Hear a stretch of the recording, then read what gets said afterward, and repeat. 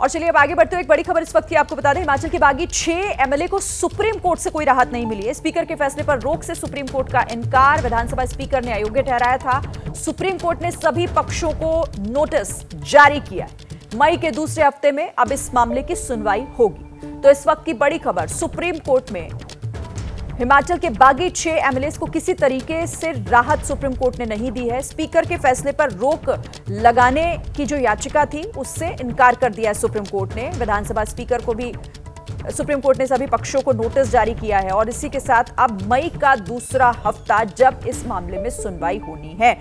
Court के भीतर क्या कुछ हुआ, डिटेल से समझने के लिए सीधे रुख करते हैं हमारे संवाददाता निपुण सहगल हमारे साथ जुड़ गए। निपुण, बताएं विस्तार से क्या हुआ कोर्ट में आज। बिल्कुल शिरीन, देखिए आज जो कुछ भी हुआ है इसके 2 हिस्से हैं। पहला हिस्सा कि ये 6 विधायक चैतन्य शर्मा, देवेंद्र भुट्टो वगैरह, ये जो 6 विधायक हैं, बागी विधायक जिन्होंने राज्यसभा चुनाव में क्रॉस वोटिंग की थी कांग्रेस के, ये चाहते थे कि इनकी अयोग्यता पर रोक लगा दे सुप्रीम कोर्ट, क्योंकि गलत तरीके से इनको स्पीकर ने अयोग्य करार दिया है। सुप्रीम कोर्ट ने स्पीकर को नोटिस तो जारी किया लेकिन रोक नहीं लगाई, यानी फिलहाल ये 6 विधायक विधानसभा की किसी कार्रवाई में हिस्सा नहीं ले पाएंगे। दूसरी बात, चूंकि ये अयोग्य करार दिए गए हैं, ऐसे में चुनाव आयोग ने अपना संवैधानिक दायित्व निभाते हुए चुनाव की तारीखों की घोषणा कर दी है, यानी इनकी सीटों पर दोबारा चुनाव हो जाएंगे। इन लोगों ने इस बात को कोर्ट में रखा और कहा कि अगर आप 1 महीने बाद सुनवाई करेंगे तो ऐसे में पूरी याचिका बेमतलब हो जाएगी, नया चुनाव हो जाएगा और नए लोग चुनकर आ जाएंगे। सुप्रीम कोर्ट ने चुनाव पर रोक तो नहीं लगाई लेकिन कहा कि जब हम सुनवाई कर रहे हैं ऐसे में चुनाव आयोग खुद इसे समझ सकता है, यानी इशारा यह है कि चूंकि आधिकारिक नोटिफिकेशन अभी सिर्फ घोषणा हुई है, गजट नोटिफिकेशन नहीं हुआ है, चूंकि वो जारी नहीं हुआ है, ऐसे में गेंद चुनाव आयोग के पाले में डाल दी है कि क्या वो फिलहाल चुनाव कराना मुनासिब समझता है या इंतजार करना चाहेगा। बहरहाल मई के दूसरे हफ्ते में आगे सुनवाई होगी। ठीक है, बहुत शुक्रिया आपका निपुण। फिलहाल इस पूरे मामले की जानकारी देने के लिए आप इस पर नजर बनाकर रखिएगा। आगे बढ़ते और एक और बड़ी खबर अपने दर्शकों तक पहुंचा दें। और बड़ी खबर मशहूर यूट्यूबर और big boss OTT winner Elvish Yadav से जुड़ी हुई, जिसकी मुश्किलें और बढ़ने वाली हैं आगे। सूत्रों के मुताबिक पूछताछ में पुलिस ने यह बताया है कि वो पार्टीज में सांप मंगवाता था। एल्विश ने रेव पार्टी की बात भी कबूल कर ली है। एल्विश ने यह भी माना है कि वो शूटिंग के लिए अक्सर सांप मंगवाता था। तो एल्विश यादव पर सूत्रों से ये बड़ी जानकारी मिल रही है, जिससे आने वाले समय में एल्विश यादव की मुश्किलें और बढ़ेंगी। किस तरह से ये समझने के लिए रुक कर लेते हैं मेरे सहयोगी वरुण इस वक्त हमारे साथ जुड़ गए। वरुण, क्या अपडेट है इस पूरी खबर पर? एल्विश की मुश्किलें कम होती फिलहाल तो दिखाई नहीं दे रही हैं। देखिए, निश्चित तौर पर एल्विश की मुश्किलें बढ़ेगी क्योंकि नोएडा पुलिस एक बार फिर से एल्विश को रिमांड पर लेने की भी तैयारी कर रही है।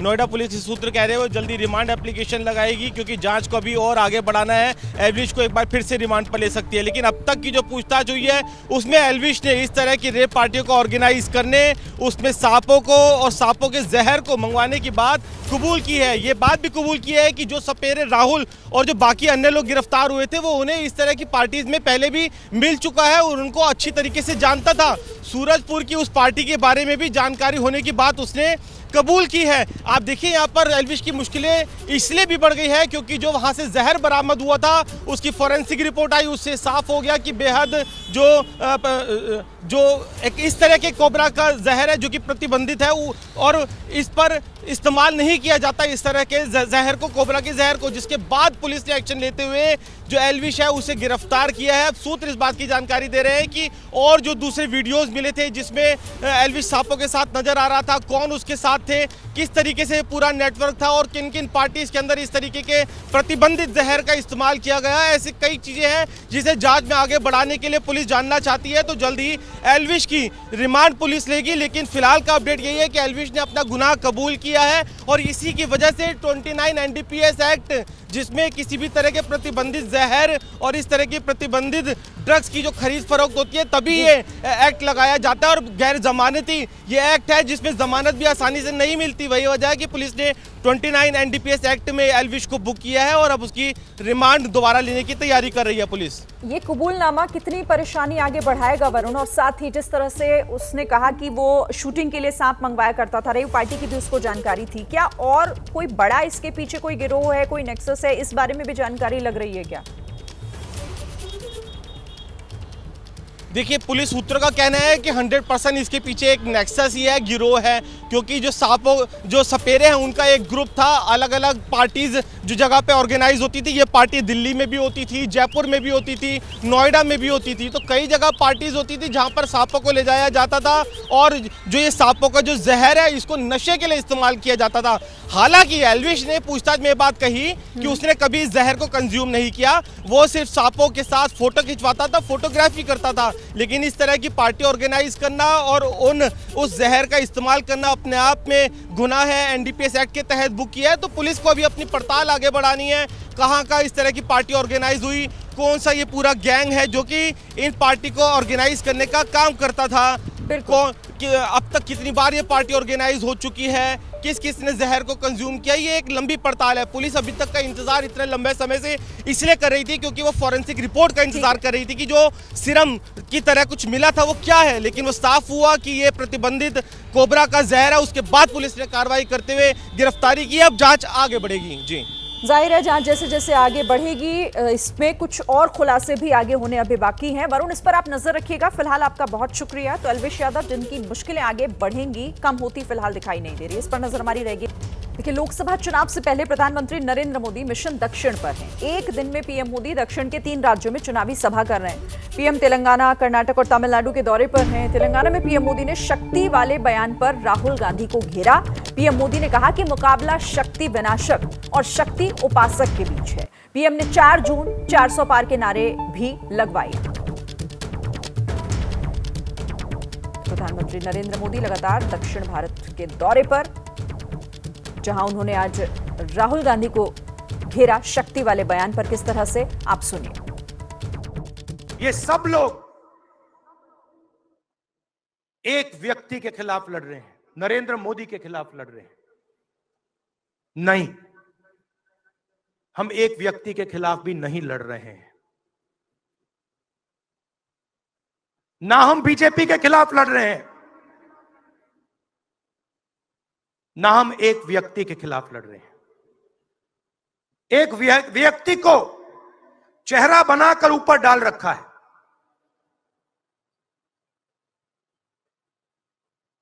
हिंदू धर्म में शक्ति शब्द होता है। हम शक्ति से लड़ रहे हैं, एक शक्ति से लड़ रहे हैं। अब सवाल उठता है, वो शक्ति क्या है? इंडिया अलायंस ने कल अपनी घोषणा जाहिर कर दी है। घोषणा पत्र उनका जाहिर हो गया है और इसलिए लड़ाई एक तरफ शक्ति के विनाश के लोग करने वाले लोग हैं, दूसरी तरफ शक्ति की पूजा करने वाले लोग हैं। मुकाबला 4 जून को हो जाएगा।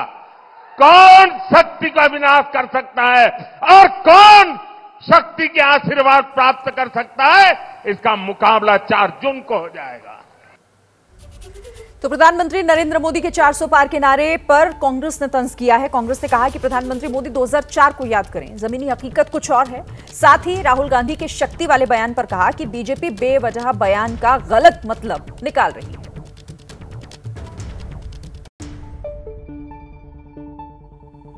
साथ कांग्रेस पार्टी के वरिष्ठ नेता तारिक अनवर जी हैं। सर, ये जो शक्ति पर बहस है, फिर लगता है कि लोकसभा चुनाव से पहले एक सेल्फ गोल आप लोगों की तरफ से कर दिया गया है और इस पर अब सियासत की पूरी कोशिश हो रही है? बिल्कुल सेल्फ गोल नहीं है।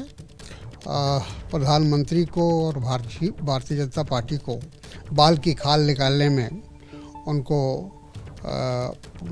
प्रयास उनका यही रहता है। शक्ति का जो मतलब निकलता है, या जो राहुल जी के बोलने का उद्देश्य था, मकसद था, वो शक्ति जो उसका इस्तेमाल नरेंद्र मोदी जी कर रहे हैं, भारतीय जनता पार्टी कर रही है, जिसके बारे में उन्होंने बहुत खुलकर कहा कि चाहे वो ईडी हो, चाहे वो सीबीआई हो और इसी तरह की जितनी भी संगठन है, उस संगठन का जो वो इस्तेमाल कर रहे हैं, हमारी लड़ाई उससे है। तरफ इंडिया गठबंधन ने मुंबई से एकजुटता का संदेश दिया सर, लेकिन प्रधानमंत्री फिर से कह रहे हैं 4 जून को 400 पार। ये जो उनका कॉन्फिडेंस है, इस पर आप क्या कहना चाहिए? देखिए, उनको 2004 हम याद दिलाना चाहेंगे, इंडिया शाइनिंग। ये इसी तरह का नारा अटल बिहारी वाजपेयी जी जब प्रधानमंत्री थे और चुनाव हो रहा था तो उन्होंने इसी तरह की बातें कही थी और इसी तरह का माहौल बनाने की कोशिश किया गया था कि अब तो दोबारा अटल बिहारी वाजपेयी जी सत्ता में वापस आ रहे हैं। तो ये मैं समझता हूँ कि एक प्रकार से अपने कार्यकर्ताओं का मनोबल ऊंचा करने के लिए इस तरह के नारे दिए जाते हैं। तो हर पार्टी देती है, ऐसा नहीं है कि खाली भारतीय जनता पार्टी दे रही है, हर पार्टी देती है, लेकिन जो हकीकत है वो हकीकत है। आज देश के अंदर बहुत एक तरह से लोगों के अंदर बेचैनी है, लोग बदलाव चाहते हैं, लोग परिवर्तन चाहते हैं। तो सुना आपने तारिक अनवर, कांग्रेस के नेता, जो ये कहते हुए नजर आ रहे थे कि बीजेपी को पहले 2004 याद कर लेना चाहिए। साथ ही शक्ति वाले बयान पर जिस तरह से प्रधानमंत्री नरेंद्र मोदी ने हमला बोला, उस पर कहते हुए नजर आए कि गलत तरीके से उनके बयान को तोड़ा और मरोड़ा जा रहा है। दक्षिण पर आज 3 राज्यों के दौरे पर है प्रधानमंत्री नरेंद्र मोदी। तेलंगाना के जगतियाल की रैली में बोले प्रधानमंत्री 4 जून को होगा 400 पार। पीएम मोदी ने राहुल गांधी पर हमला बोलते हुए कहा कि लड़ाई शक्ति के उपासक और शक्ति के विनाशक के बीच है। मुंबई के शिवाजी पार्क में इंडिया गठबंधन की रैली के दौरान राहुल गांधी ने कहा था, हमारी लड़ाई व्यक्ति के खिलाफ नहीं, हम एक शक्ति से लड़ रहे हैं। कर्नाटक के शिमोगा में दोपहर 3:15 बजे रैली करेंगे प्रधानमंत्री। कोयंबटूर में शाम 5:45 बजे 4 किलोमीटर लंबा रोड शो करेंगे। महाराष्ट्र में उद्धव गुट ने 17 सीटों पर उम्मीदवार तय किए, जल्द की जाएगी नामों की घोषणा। कल्याण, पालघर और जालना सीट पर मामला अभी फंसा है। यूपी के आजमगढ़ में बीजेपी प्रत्याशी दिनेश लाल निरहुआ के खिलाफ अखिलेश ने धर्मेंद्र यादव को उतारा। निरहुआ बोले, फिर हारेंगे धर्मेंद्र यादव। आरएसएस के सरकार्यवाह दत्तात्रेय होसबोले का बयान, कहा अल्पसंख्यकों की व्याख्या पर पुनर्विचार हो, मुस्लिमों को अल्पसंख्यक नहीं मानना चाहिए। बिहार जेडीयू नेता खालिद अनवर का बड़ा दावा, कहा बिहार में सीएए नहीं होगा लागू। बोले, बिहार में सीएए लागू नहीं करेंगे सीएम नीतीश कुमार। बिहार में मंत्रिमंडल विस्तार से बीजेपी विधायकों का एक गुट हुआ नाराज। बीजेपी विधायक राजू सिंह के आवास पर की बैठक, कहा सरकार के गठन में विधायकों की भूमिका महत्वपूर्ण। बिहार में एनडीए की सीट शेयरिंग पर आज दिल्ली में होगी बैठक। बिहार के सीएम नीतीश कुमार बीजेपी नेताओं से मिलेंगे। मध्य प्रदेश में कांग्रेस को लगा बड़ा झटका। कमलनाथ के करीबी सैयद जाफर बीजेपी में शामिल हुए। रतलाम के 64 से ज्यादा कांग्रेस नेता बीजेपी में शामिल।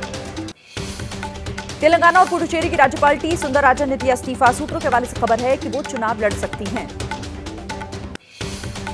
नाराजगी की खबरों का बीजेपी विधायक राजू सिंह ने किया खंडन, कहा मेरे आवास पर होली मिलन समारोह था, बैठक नहीं हुई। हिमाचल कांग्रेस के 6 बागी विधायकों को सुप्रीम कोर्ट से कोई राहत नहीं। अयोग्य ठहराए जाने के स्पीकर के फैसले के खिलाफ पहुंचे थे सुप्रीम कोर्ट। दोनों पक्षों को जारी किया गया नोटिस।